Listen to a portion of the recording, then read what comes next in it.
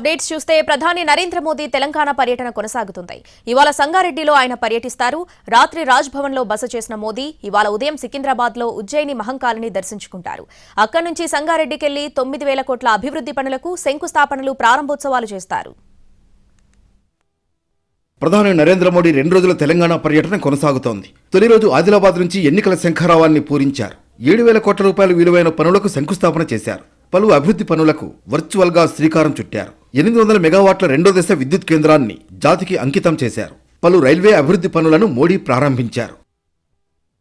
ఆదిలాబాద్ నుంచి చెన్నై వెళ్లిన ప్రధాని మోడీ రాత్రికి హైదరాబాద్ చేరుకున్నారు. రాత్రి రాజ్భవన్ లో ఆయన బస చేశారు. దీంతో రాజ్భవన్ పరిసరాల్లో భారీ భద్రతను ఏర్పాటు చేశారు. ఇవాళ ఉదయం సికింద్రాబాద్ లో ఉజ్జయిని మహంకాళిని మోడీ దర్శించుకుంటారు. ప్రధాని పర్యటనతో సికింద్రాబాద్ రూట్లో ఉదయం 10 గంటల 15 నిమిషాల వరకు ట్రాఫిక్ మళ్లిస్తారు.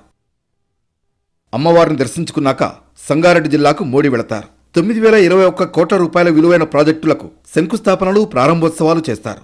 పటేల్గూడలో జరిగే బహిరంగ సభలో మోడీ ప్రసంగిస్తారు.